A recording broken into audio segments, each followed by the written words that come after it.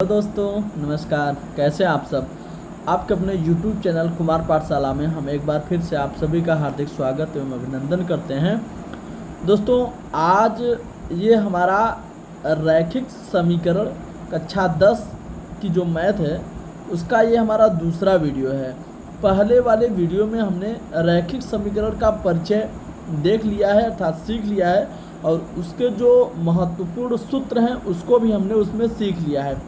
अब हम इसमें उसका इम्प्लीमेंट करेंगे।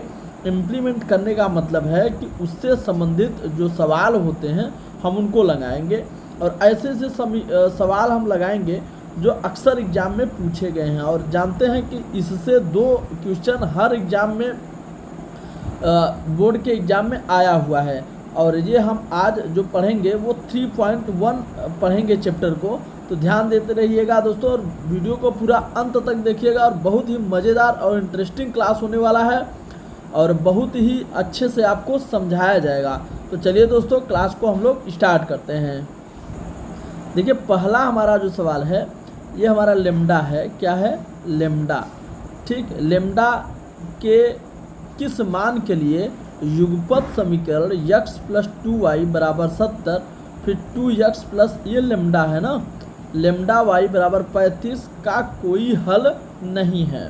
ठीक, तो ध्यान दीजिएगा यहाँ हमें करना क्या है। तो इसके लिए हमारा जो कोई हल नहीं है का जो सूत्र होता है, ठीक, वो क्या होता है कि a1/a2 बराबर b1/b2 बराबर c1/c2, और यहाँ पर बराबर को हम लोग काट देते हैं। ठीक है, मतलब b1/b2 does not equal to c1/c2। यहाँ पर कोई हल नहीं है का ये जो फंक्शन होता है, ये सूत्र होता है, इसी से हम लोग हल करते हैं। अब देखिए, ये जो हमारा पहला समीकरण है, अब इसी में हम पहले a1 a2 सब लिख लेते हैं। चलिए, a1 बराबर क्या है? 1 है। ठीक, और b1 बराबर क्या है? तो b1 बराबर 2 है। ठीक, और c1 बराबर क्या है? ये माइनस का 70 लिखेंगे। ठीक, अब देखिए, फिर a2 कितना है? a2 बराबर कितना है? a2 बराबर क्या है? 2 है। ठीक, b2 बराबर कितना है? तो b2 बराबर देखिए यहाँ पर लेम्डा दिया हुआ है। ठीक, c2 बराबर कितना है? तो c2 बराबर यहाँ पर 35 दिया हुआ है। क्योंकि आप लोग जानते हैं ना, समीकरण क्या होता है? a1x plus b1y plus c1 = 0। एक ये होता है, एक होता है a2x plus b2y plus c2 = 0 होता है। अब देखिए, ये वाले जो मान थे ये बराबर के उस तरफ हो गए थे, तो इस तरफ करेंगे माइनस हो जाएगा। इसी समीकरण के अनुसार हमने इसको लिखा हुआ है। तो चलिए इसको मिटा देते हैं। अब देखिए, b2 बराबर हमारा क्या था? लेम्डा था, तो इसे हम लिख लेंगे। अब इसी समीकरण में हम मान रखेंगे। अब देखिए, मान रखते हैं a1 का मान क्या है? 1 है, और बटे 2 बराबर लिख देंगे b1/b2 अर्थात 2 लेम्डा। अब बराबर नहीं है, क्या करेंगे? c1/c2 -70, और ये भी -35 होगा, -35।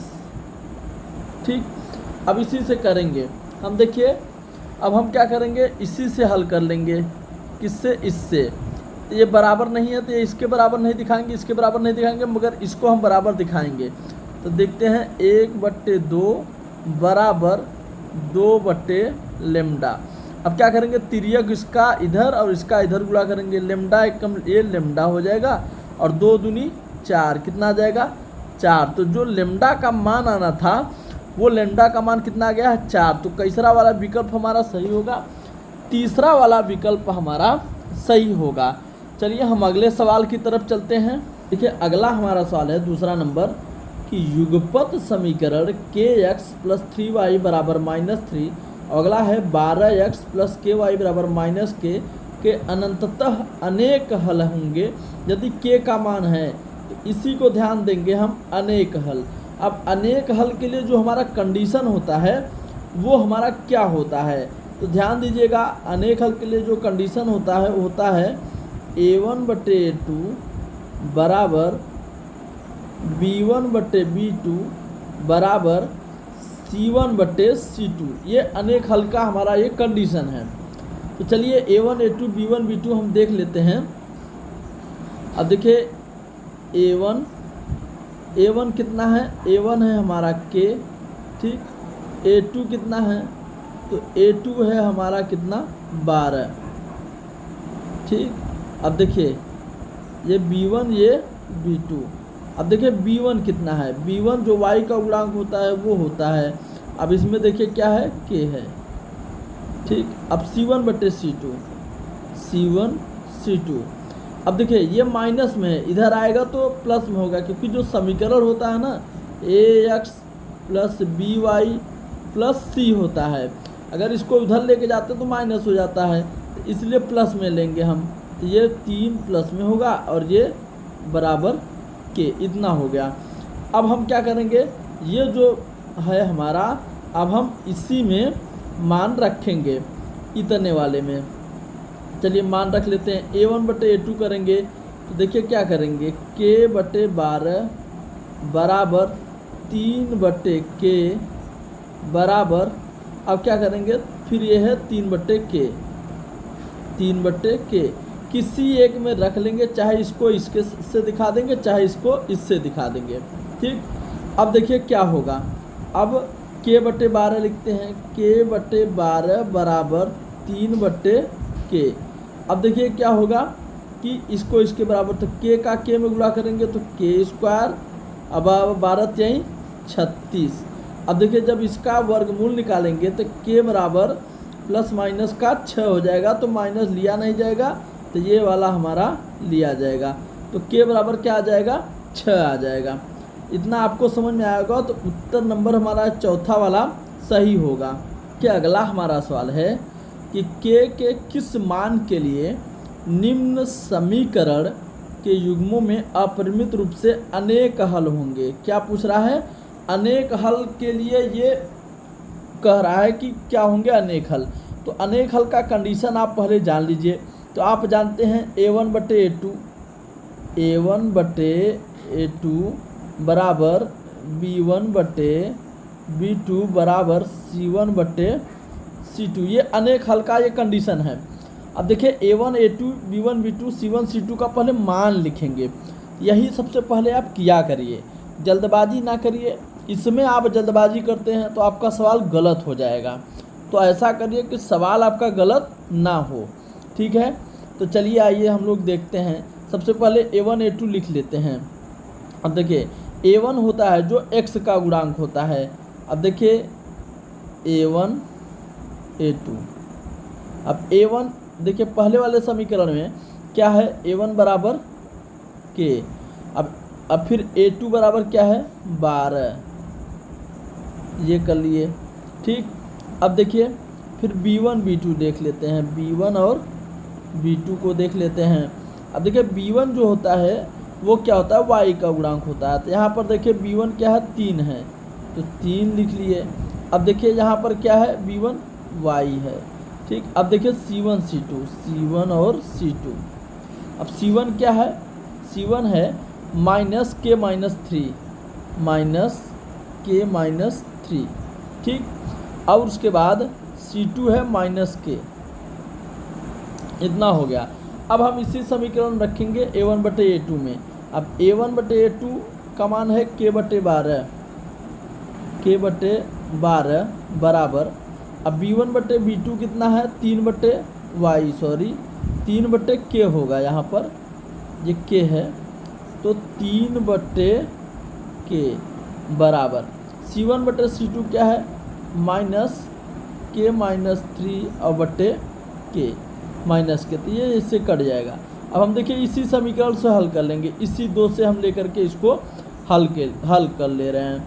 तो देखिए है K/12 बराबर 3/K, K का K में गुणा करेंगे तो K² हो जाएगा बराबर, अब 12 यहीं 36, ठीक।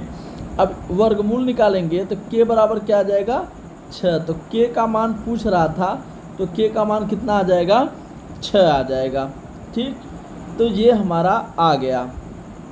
अब देखिए कैसे हम देखेंगे कि जो 6 निकाले हैं वो हमारा सही है कि नहीं, तो सबके बराबर आना चाहिए। ठीक, तो आइए हम चेक करा देते हैं कि आपका सही है कि नहीं सही है। ठीक, तो आइए देखते हैं। जैसे देखिए है के बटे 12, के का मान क्या है 6, तो 6 बटे 12 जब काटेंगे तो 1/2 आया, कितना आया 1/2 आया। तो चलिए ये आ गया। अब देखिए b1 बटे b2 अर्थात ये 3 बटे के है, के का मान क्या है 6, तो काटेंगे 3 1 का 3, 3 दूनी 6, 1/2 ये भी आ गया। अब ये है के माइनस 3 बटे के, तो के मतलब 6 माइनस 3 बटे 3, सॉरी 6, तो 6 में से 3 गया 3 और बटे 6, तो क्या आ जाएगा 1/2 आएगा। इसका मतलब रखने पर वही मान आ रहा है सब में, तो हमारा सही है। चलिए अब हम आगे की तरफ चलते हैं, अगले सवाल की तरफ। अब देखिए अगला हमारा सवाल कर रहा है कि P के किन मानों के लिए निम्न समीकरणों के युग्म एक अद्वितीय हल होंगे। देखिए 2020 में पूछा हुआ सवाल है, ठीक है, बहुत महत्वपूर्ण सवाल है। अब देखिए अद्वितीय हल के लिए क्या है कंडीशन, वो ये है कि a1 बटे a2 does not equal to b1 बटे b2, यही इसका अद्वितीय हल होने का कंडीशन है। अब देखिए a1 पहले निकाल लेते हैं। ठीक, तो a1 बराबर क्या दिया हुआ है, a1 बराबर 4 दिया हुआ है, a2 बराबर 2 दिया हुआ है, a2 बराबर 2 दिया हुआ है। ठीक, अब b1 निकाल लेते हैं, तो b1 और b2 निकाल लेते हैं। अब देखिए b1 का मान p दिया हुआ है तो p लिख ले रहे हैं, अब b2 का मान 2 दिया हुआ है तो 2 लिख लेते हैं। अब इसी समीकरण में रखते हैं। ठीक है, तो चलिए a1 बटे a2 मतलब 4/2 does not equal to p बटे 2। अब हम तिर्यक गुणा करेंगे। ठीक है, अब देखिए इससे काट दे रहे हैं, 2 दूनी 4, तो 2 का 2 में गुणा करेंगे, 2 दूनी 4 बराबर p। ये p का मान पूछ रहा था, p का मान हमारा कितना आ गया, p का मान हमारा 4 आ गया है। ठीक है, तो कैसे निकालना है, बस यही जो कंडीशन होता है उसी कंडीशन में हम सब रखेंगे तो हमारा मान प्राप्त हो जाएगा। चलिए ठीक है, देख लेते हैं कि अगला सवाल हमारा क्या है।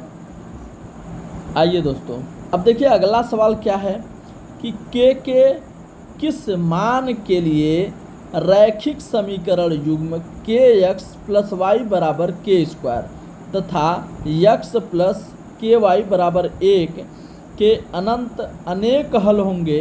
हल, ठीक, अब देखिए क्या है कि ये 2019 में पूछा हुआ सवाल है, तो बहुत बढ़िया सवाल है, इसको हम लोग ज़रूर देखेंगे।